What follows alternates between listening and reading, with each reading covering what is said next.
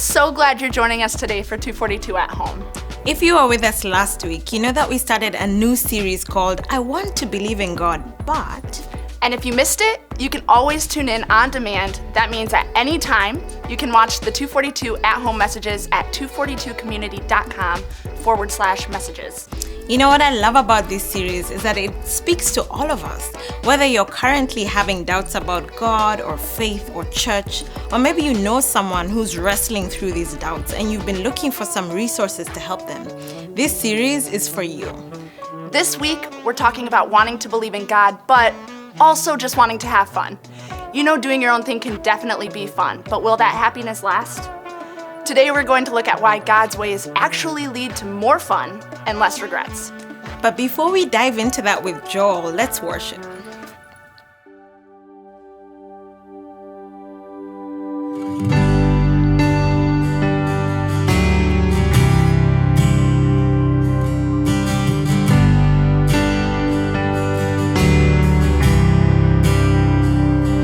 We're creation suddenly articulate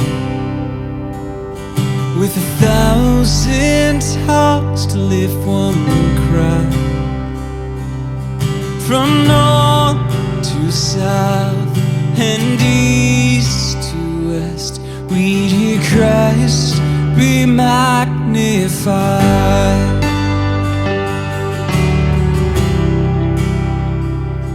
Were the whole earth echoing His imminence, His name would burst from sea and sky.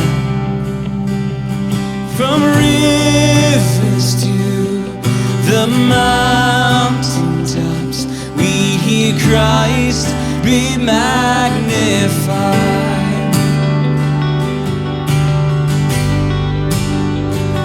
Singing, oh, Christ be magnified. Just let His praise arise. Christ be magnified in me. Oh, Christ be magnified from the altar of my life. Christ be magnified in me.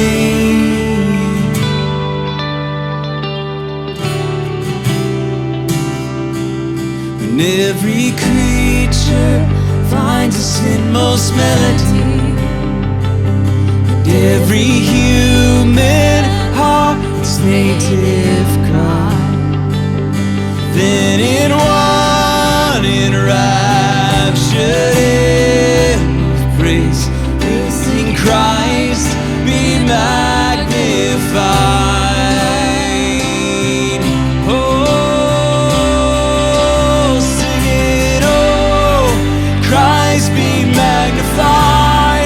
Just let His praise arise. Christ be magnified in me. Oh, Christ be magnified from the altar of my life. Christ be magnified in me.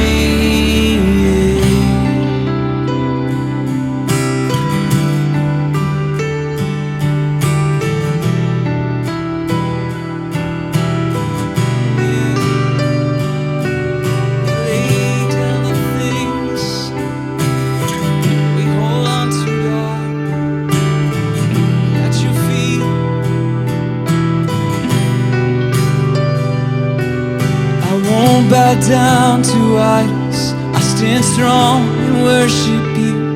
And if it puts me in the fire, I'll rejoice 'cause you're there too. And I won't be formed by fears, I'll hold fast to what is true. And if the cross brings transformation, you can hang me there with you. 'Cause death is just the doorway into resurrection life.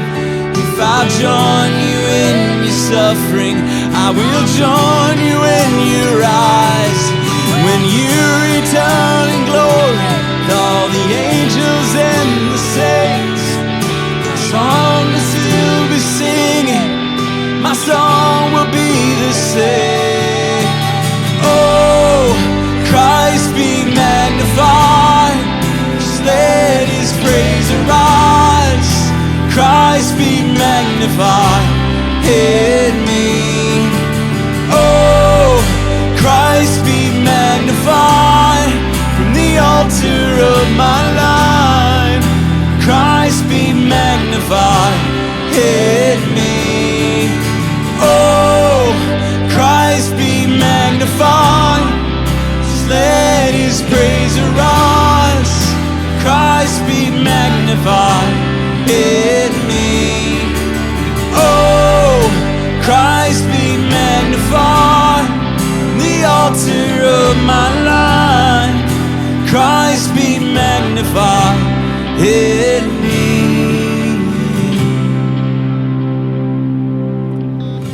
There is no greater call than giving you my all. I lay it all down. I lay it all down. There is no greater love, no higher name above.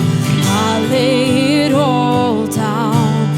I lay it all down. There is no greater call than giving you my all. So I lay it all down. I lay it all down. There is no greater love, no higher name above. So I lay it all down. You can have it all, Lord. Every part of my world, yes you can. Take this love and breathe on this heart that is now yours. You can have it all. You can have it all, Lord. Every part of my world. Take this love and breathe on this heart that is now yours.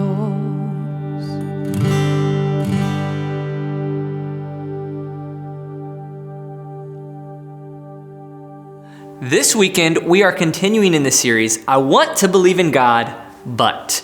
Because, according to the most recent Gallup polls, 90% of people in America would say they believe in God, but for many of them, there's this but. So today's message is for everybody, no matter where you are in your faith. In fact, I bet you've at least thought today's thought before. Today's message is, I want to believe in God, but I just want to have fun. Now, for those of you that know me, you know that I love to have fun. Some people think fun and Christianity, they don't go together. In fact, if you're like a personality test type person, on the Enneagram, I'm an Enneagram number 7, which means basically I like to have fun. So just to show you, just have a little fun today, I'm gonna do a backflip right in front of your eyes. I think there's enough, I think we should be good. All right, here we go. Telling you, we love to have fun around here. Now, I'll never forget when I was in high school, one of my best friends, I remember him telling me as I was getting serious about my faith, that he would pick his faith back up later, right? Like post-college, married, maybe some kids. Of course, he's gonna pick back his faith up and he'll get going. But for right now, I remember him saying, I just wanna have fun. Now, for some of you, you might not come out and just say just that, like I just wanna have fun, but you're thinking it. Right? You kind of have compared Christianity to something that like older adults do. It's dusty rules and laws. In fact, most of them, honestly, to where you're at, they don't even apply. Now, just to kind of entertain your thought process for a little bit, so just for fun, and to show you that this is a possibility, here are some very real American laws that still exist today that might be a little bit, like I said, outdated. First off, in Rhode Island, when either member of a marriage is an idiot, that's the real word they use in the law, the judge can void the marriage as if it never existed. Once again, the real word, idiot. Some of you are looking at your spouses like, good thing we don't live in Rhode Island. In Kansas, if two trains meet in the same track, neither can proceed until the other has passed. I just picture both these trains sitting there just like, I'm not breaking the law. Like, you got to pass first. Here's my favorite. You ready? In Alabama, it's against the law to wear a fake mustache in church that causes people to laugh. Now, you can wear a real mustache that's just hilarious. I mean, it can have twirls. It can be just so funny. Or you can wear a fake one that means business. However, a fake one that causes laughter, no way. Final one, in Oklahoma, it's against the law to have a sleeping donkey in your bathtub after 7 p.m. Don't even think about it, all right? Prior to 7, let him sleep. But set that alarm, get him out of there by 6:59. Now, we look at these laws today and laugh because they're outdated, right? Somewhere, somehow, this applied. I have no idea. Like there was a donkey next door, and they're like, you can have it, but not past bedtime, all right? 7, he gets out of there. Like, I have no idea, but it's just outdated. And some of you, this is how you view the laws given to us in our Bible. They're just outdated, and they don't apply. So, like, I believe in God. I want to believe in God, but right now, just let me have fun. Maybe this is where you are at. You're in high school or college, or you're just a young adult, and you're just thinking, dude, I believe in God, all right? We're cool. Me and you are cool, but like, just let me party. In fact, this is why we spent the entire series before this on actual biblical parties, because we are made in God's image, and He partied. However, our cultural version of party is anything from a 1-year-old birthday party to a night of getting drunk and hooking up with strangers. So it's not the partying that's the problem. It's what's going on behind the surface. It is us at our core searching for a quick fulfillment instead of possibly putting in the work and finding true fulfillment. So to begin this conversation, we have to begin with you defining fun for yourself. For some of you, this is not a party at all. You're like, get me a book in a quiet cabin in the woods. And for others of you, you're like, let me travel the world. Some of you, this has to do with success. But what is fun for you? My guess is it can be defined in this next passage of Scripture by one of the areas John defines fun. Let me take you to the book of 1 John. Now, as I read these words, I want you to hear the heart behind this. John is writing a letter to his people he loves. His heart is for them. And look at what he says in chapter 2. 1 John chapter 2, he says, do not love the world or anything in the world. If anyone loves the world, the love for the Father is not in them. Now, he's kind of using the word the world that we might use for fun, and you might be going right off that, like, what did he even just say? Like, I'm not supposed to love the world. Like, my kids are in the world, my spouse is in the world, my mom is in the world. Like, am I just not supposed to love them because they're here? Or like, what about when you go on vacation and you just look out like at the ocean or the mountains and you say, like, I love this world? Like, is that wrong? No. He's not talking about the actual world. This is a metaphor for specific things that kind of in the American culture we've defined as fun. He'll go on to explain what he means when he's saying don't love the world. Verse 16, he says, for everything in the world is this, the lust of the flesh, the lust of the eyes, and the pride of life. 3 things, the lust of the flesh, the lust of the eyes, and pride of life. 3 terms that we don't use today, but he says these come from not the Father, but from the world. Now, another translation uses the word temporary pleasure. What I will do, since you're getting this shortened version, is I'll take these 3 terms he uses them, and I'll put them into today's term. Here's what he's saying, 3 P's. 1, pleasure. 2, possessions. And 3, pride of life. Pleasure, possessions, and pride of life. 3 things that maybe when you identified what it meant to have fun, you identified as one of those categories. So for you, maybe it's that first one, pleasure. Like you're chasing anything and everything that distracts you from this world for a little bit, that's stressful and causes anxiety and just gives you quick, temporary pleasure. John would say that's of this world. Maybe it's the second one, possessions. The bigger, the better. And you're chasing everything in your path and leaving everyone and everything behind to get there, to get the bigger house, the better job, to climb the ladder, get the better car, eventually get the boat, maybe even that second house. And to you, that's what it means to have fun. Or maybe it's that last one, pride of life.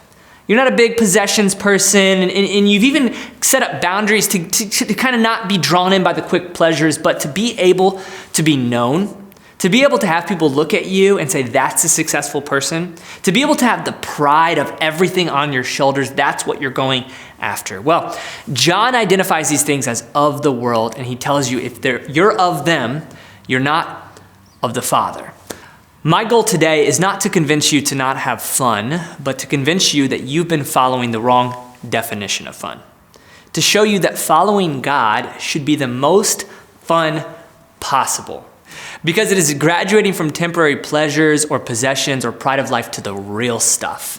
The stuff that satisfies. Today, I want to teach you how to have fun.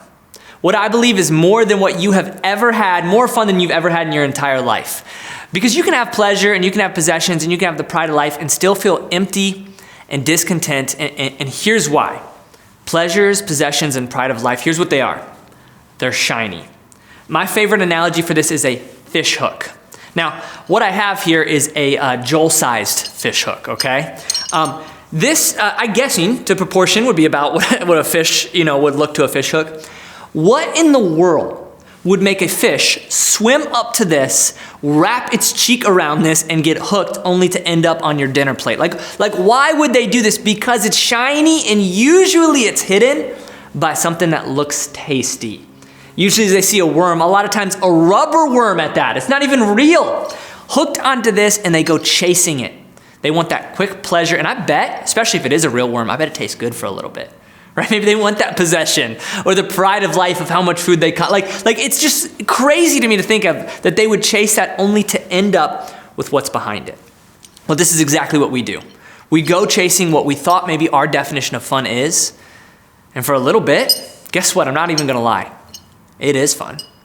For a little bit, like if you actually get the raise in the house and the car, it is fun. If you actually get the world looking at you, it is fun for a moment.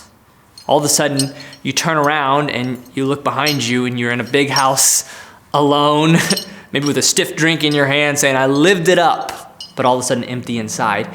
Because behind the fun, behind the pleasures or the possessions or the pride of life was a hook. So often this hook comes in the form of shame or guilt or deep-seated issues that for the rest of your life, that little glimpse of temporary fun was not worth the hook that came to follow. So what's the answer?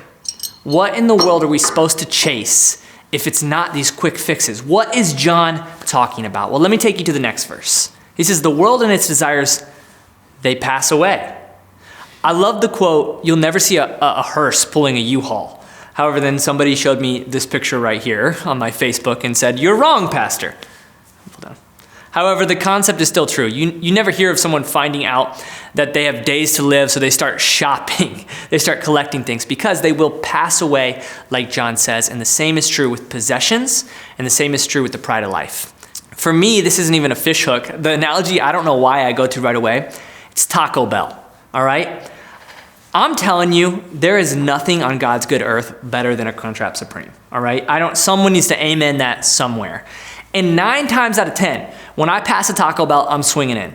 And guess what? As I'm eating that good Crunchwrap Supreme, nothing in the world tastes better for what? 15 seconds? Because every time, 10 times out of 10, afterwards, I regret my decision. Like it is just like a fish hook. Like it sounds good right then. I'm so hungry. Like this time's gonna be different. It's gonna be different. But on the other side is always something way worse. Well, John finally tells us what we should be chasing. What will last? What will actually be permanent? This is what he says. But whoever does the will of God lives forever. Here's what John's saying. If you really want permanent fulfillment, like if you really want something that lasts, if you want something that is gonna put a stamp on your life, if you don't want to just have a quick fix, but like actually be joy-filled, what you need to chase is not fun, but fulfillment. And what I will argue is that when you chase fulfillment, it will satisfy and it will become the most fun you've ever had. Listen, Christianity isn't about old dusty laws. It's about attaching a purpose to your life that's greater than a paycheck, a house full of possessions, a quick fix, or someone looking at you and being impressed. It's about mirroring the life of Jesus that he set before us and going after something that fulfills. In fact, I'll never forget when a mentor put this kind of on paper for me. Today, I don't have my mentor with me, but I have a whiteboard that I would love to put this on paper for you. Here's what he said to Chase. Now, I know this is fancy. This is a Venn diagram. We got nothing but high-tech technology here. This is not going to be about the Trinity. This is going to be about the Trinity of fulfillment is what I'm calling it. And our goal is to get right here, right in the middle of what? Well, let me tell you. First one is this right here. It is something known as gifts. Gifts. Now, you have gifts, and I have gifts, and they may look different than each other's. This is what God has blessed you with. The biblical version of this I call APEST. Are you an apostle, prophet, evangelist, shepherd, teacher? We also see in 1 Corinthians we have spiritual gifts. Do you have hospitality, leadership? What are your gifts? Next after, I want to show you your desires. Your desires. So not only do you have gifts, but you have desires. Like there's things maybe you want that for some reason, like it's a different ambition and passion than people around you.